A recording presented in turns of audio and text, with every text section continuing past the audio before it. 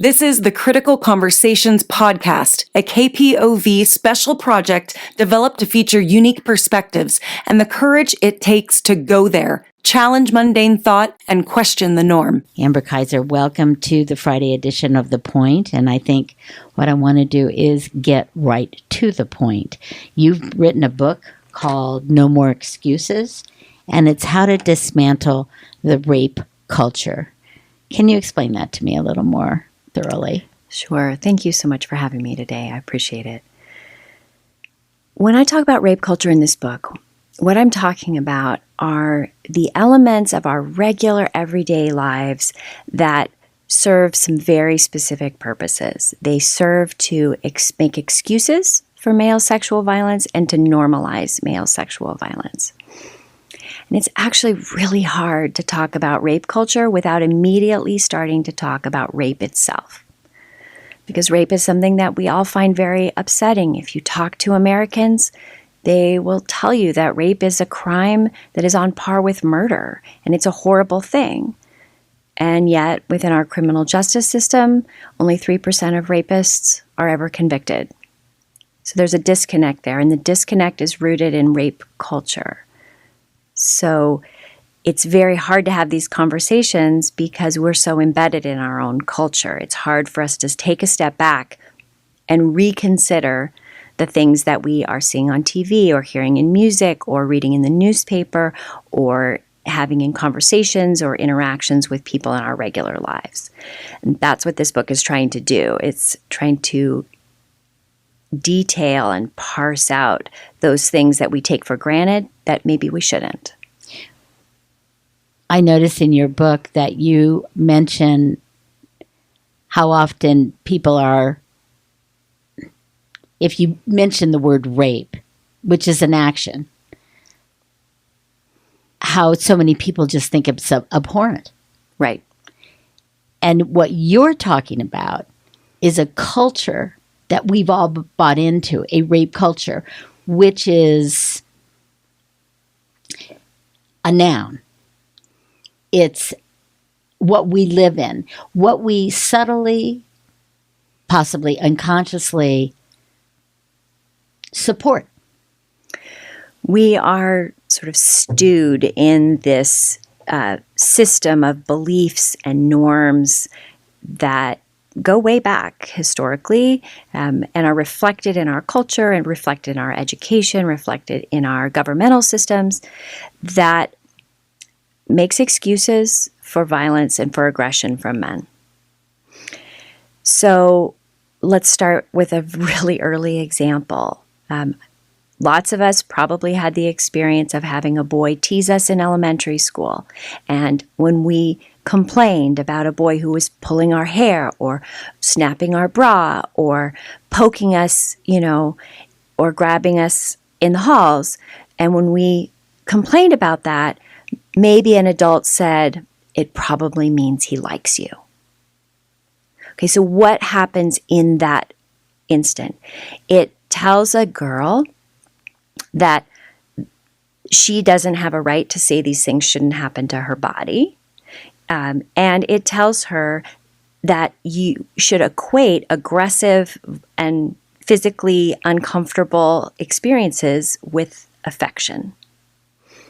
That is a dangerous belief that when it is amplified as we move into adulthood, leads to unhealthy, intimate relationships with the opposite sex. It does. And it ignores the feeling that the young girl has right away that, one, he likes you, two, the person who you're reporting to is dismissing it, and that three, that's okay. Right. That is just okay. I mean, you mentioned the behavior now in schools as a result of our president and his open acknowledgement of what he could do as a man in control.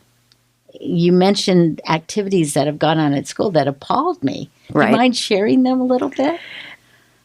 So there has definitely been an uptick in aggressive behaviors at school that do seem to have been directly associated with some of the things that the president said, especially around the Access Hollywood video. Which is, again, part of the rape culture is what you're mentioning in your book. Absolutely, right? Because if the most powerful man in the United States says, you know, you can grab him, you can kiss him, it doesn't matter, you don't even have to ask, that is fundamentally a belief that excuses, you know, male sexual aggression and violence. It's part of rape culture. So, but some teachers and counselors were reporting in their elementary and middle schools that boys were playing things like Grab Tits Tuesday or Trump Tag. And Trump Tag was where you ran around and grabbed girls between their legs. That's frightening. That's frightening. But that, again, is just mirroring this culture, because this is something they're hearing at home, comments that they're seeing and listening to on television. And so, again, this culture, women wouldn't do this to men, right? Right. I mean, when was the last time that you walked into a bar and just thought, "Oh, that guy's really hot," and you grabbed him in his butt? Yeah, I don't even think I've done that. Ever? Maybe at home with a partner, possibly. But right. I mean, so what is it that is telling men that it would be okay for them to do that? There was an interesting report from Coachella, the music festival, where I think the reporter was from Teen Vogue maybe, or Jezebel, but she decided to go through, she was at Coachella, and she just started asking women if anyone had groped or grabbed her while she was at the music festival. And she thought she would just keep asking women until somebody said no. She gave up. wow. Every single woman that she talked to at Coachella had been grabbed. So where is the license to grab coming from, right?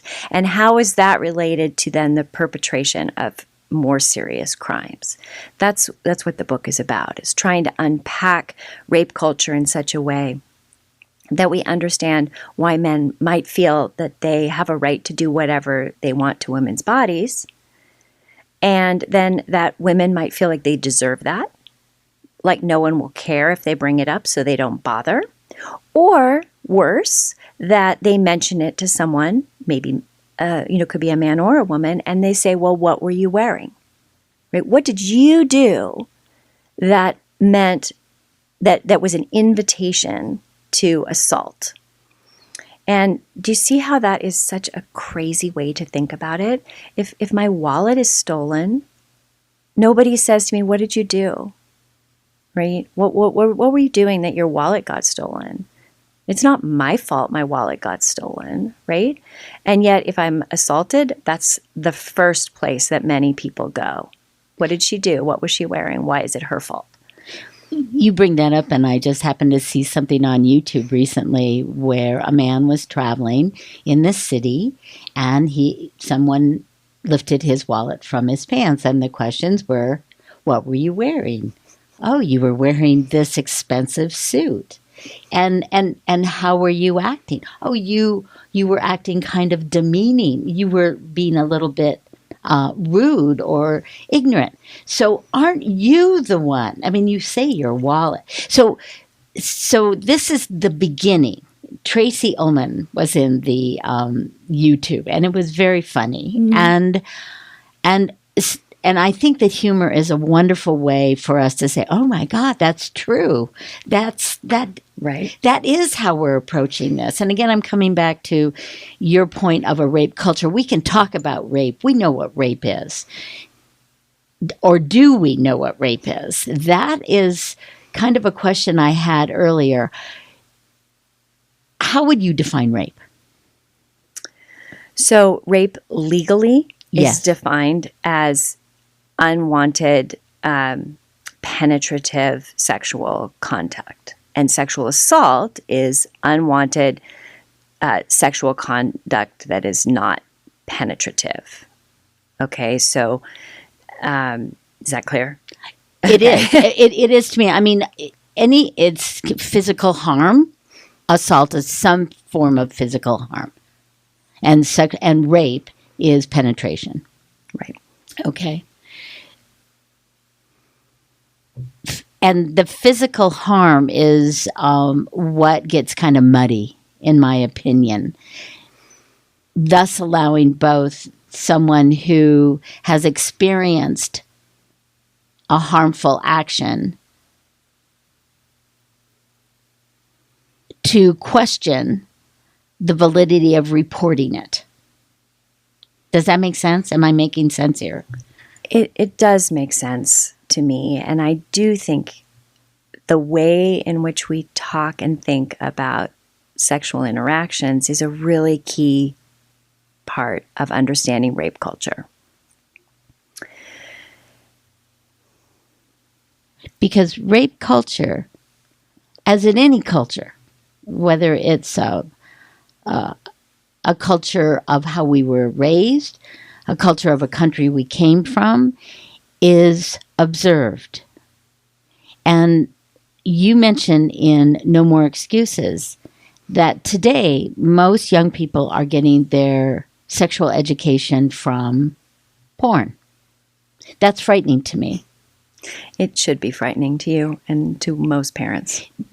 And again, coming back to that concept of culture, a culture of rape is being built on teaching our young people, because schools are now starting to take out their sex ed, correct? So America is a very weird place, right? There's sex and sexual content everywhere. Sex Everywhere. In advertising, in the movies, in books, in Politics. music, in politics. It's everywhere. And yet we are incredibly repressed when it comes to talking about healthy sexuality. Believe it or not, there was far better national sex education in the 70s than there is now. The state of sex education in the public education system in America is abysmal at this point. In fact, I opened the paper this morning and read a piece about a school district in Battleground, Washington, who've just decided they are no longer going to offer sex education in high school because it was upsetting parents. So then parents are, if they're listening at all to this conversation, they're not allowing schools to teach it, and their kids are being educated by porn. Well, and parents say, well, that's something that parents should be doing, teaching about sex education, which I agree. But the reality is that most parents are not. So one of my previous books was about a book about sex and teenagers. And the reality is most parents are not having ongoing, healthy, productive conversations about sex and sexuality with their young people. So if it's not in the school and it's not in the home, teens are turning to porn. And what they're learning from porn is influencing the sexual choices that they're making in their own lives in very dangerous ways. So there are girls who are agreeing to sex acts that they do not want to do because they think, well, the girls in porn like it. I probably am supposed to like it. This is what sex is supposed to be like, so okay. Boys are not having any education in talking about consent and asking for consent in sexual relationships. It's like, oh, in porn, you just do it. I think I'll just do it with my girlfriend. And they're actors. Right. So one of the things that sex educators really recommend is that we talk about something called porn literacy, where we're helping our young people to understand what's real and what's not real in pornography. And that really should go hand in hand with what we call comprehensive sex education, which is talking about healthy relationships and intimacy, communication in relationships, obtaining consent throughout a sexual interaction, and a focus on sexual pleasure, and especially sexual pleasure for girls and women. This is a big part of rape culture that we fail to acknowledge or affirm girls' and women's desires for sexual pleasure during intimate encounters. So what can we do? What can our nation do? What can we as individuals do? What can parents do? What can friends do? And we're not talking about what friends can do if someone comes to me and says, I've been raped.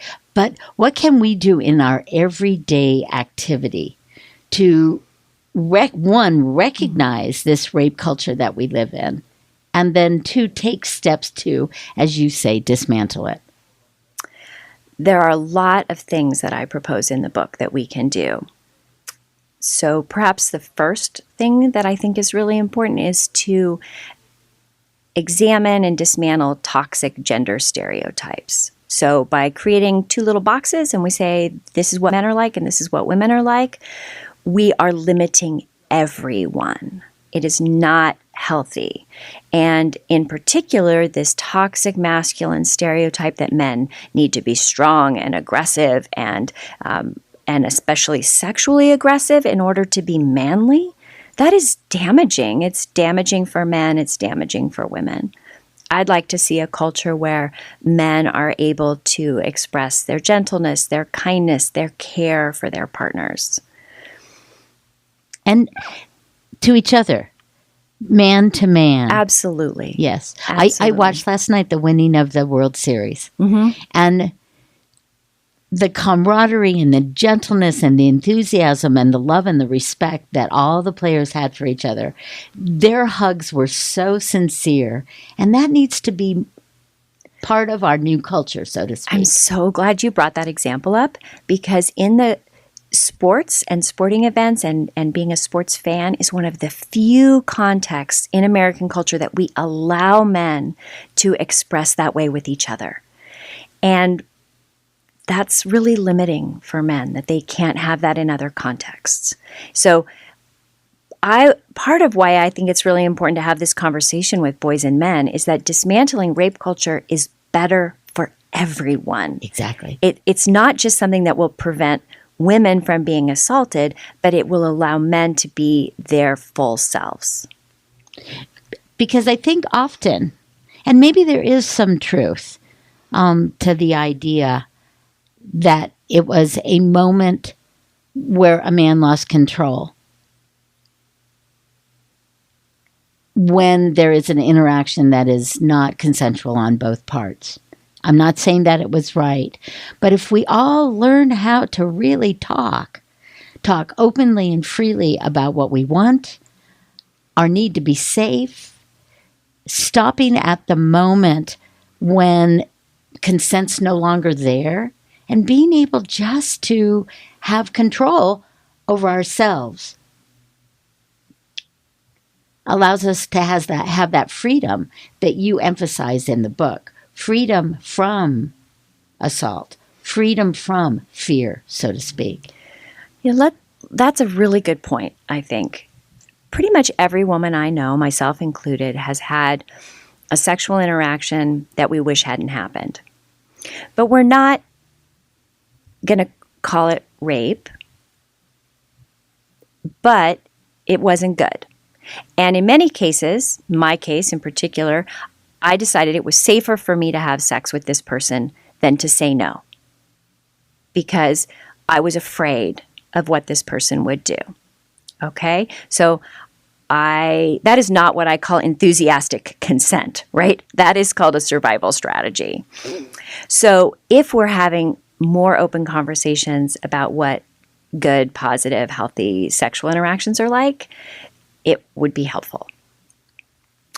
So another thing that I think is really useful is to examine and identify and try and dismantle double standards, right? And for men to have a sense of what the experience of women is like. When you talk to women about the ways in which they move through their world in order to keep themselves safe, the things they do or don't do, they'll give you a really long list. Men never have to, or very rarely have to think about those things. Queer men, trans men, definitely. But regular old cis-het men, they very rarely have to think about, should I go through that parking lot? Should I take the elevator to the parking deck? Should I take the stairs? Should I have my keys in my hand? They're not making these constant safety calculations. So I would like to see men and boys be aware that women are making those calculations and consider ways they can alleviate those. So if you're with a group of men and you're walking down the street and you guys are having a great time and you're laughing and joking and there's a lone woman walking toward you, she is going to feel unsafe. So you could cross the street. You could do something that would make her feel safer, right? There are ways in which, if you have a sense of what the experience of women in the world is, you can change your behavior to make it better. And to acknowledge it. To acknowledge it. Mm-hmm. What else? I think we really need to be more critical about how we assess our media. We need to be able to identify sexual objectification in the media. There is a wonderful website, hilarious website called The Headless Women of Hollywood.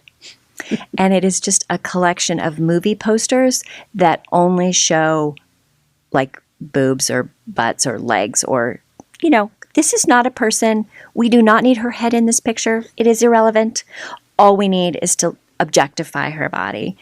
Once you start paying attention to things like that, they stand out everywhere. Where are there ads where we see violence in the advertisement? There are a lot of high fashion photo shoots where maybe the belt, the Gucci belt or whatever it is that's being sold, is around a woman's neck and there's a handsome young man who has a hold of it. Ew. Okay. Yeah. Right? Yeah. So we start paying attention to those things. And then I think another key thing we can do to dismantle rape culture is to understand and be reflective about our reaction to stories of assault or rape. Is your first impulse to say, what did she do? Is your first impulse to say, she's probably lying? Is your first impulse to say, oh, he looks like such a nice guy. He never would have done that, right? That's part of rape culture, right? There was an assumption. There were lots of things if you'll remember the case about the Stanford swimmer who raped a woman behind a dumpster. A lot of the media discussions and even the statements in the courtroom had to do with how he was a potential Olympic swimmer. He was a good boy. He was a good student. We should make excuses for what he's done because of all these other things. That is definitely part of the rape culture. Absolutely. There is an assumption that real rape, I'm making air quotes right now, is a virginal woman who is captured by a horrible monster who rapes her so violently there is massive physical damage, and that's the kind of rape that you get a conviction for in court, right? The Stanford case was pretty clear because the woman was unconscious. And yet, the judge in that case thought she probably had consented. She was drunk. The fact that she was drunk and at a party flirting with guys, that sort of implied she wanted that, right? So there are all these misconceptions that we have around dramatic cases like that, and it's worth paying attention to how we respond and trying to step back and say, okay, well, would we have the same response if this had been a homicide? I don't think we would. I think what's interesting in your book, and we're running out of time, but what's interesting is what you offer up as far as real facts, we'll call it real news, real information about how often women are believed, how often men are convicted, men and or women, because there are incidences, but generally women are the majority of being victimized by a rape.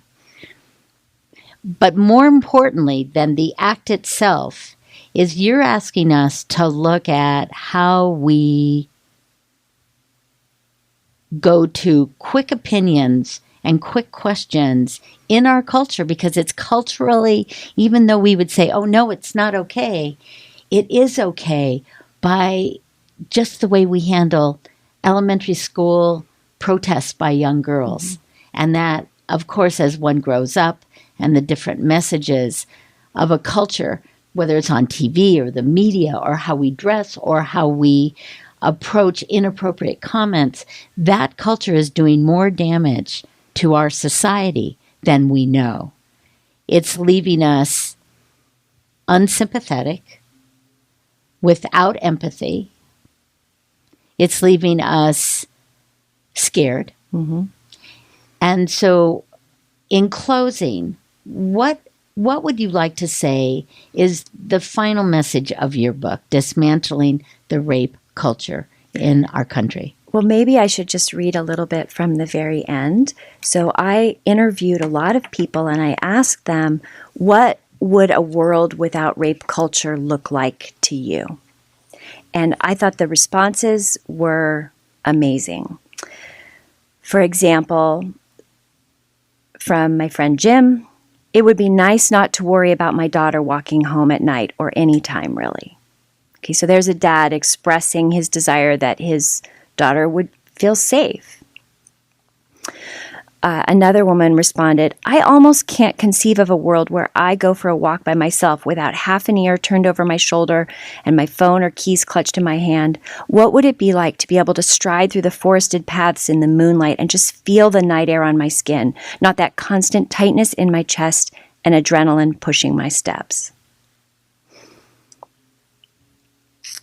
Another respondent said, when both men and women are free to say either no or yes to sex without fear of shame, violence, or retribution. I think that's really powerful. And it also means when we can be open and honest with the one we care about, that just brings us closer. Absolutely. Absolutely. I mean, being able to talk about what we do and don't want sexually builds intimacy in relationships. It's better for relationships. And with the onset of the iPhone and social media, the need to connect becomes more and more apparent. I want to thank you, Amber, for being with us. There's so much more that we can explore with this rape culture. Again, Amber Kaiser is the author of No More Excuses, and her proposals give us a lot of food for thought, so that possibly we really can have an environment where everyone, men and women, boys and girls,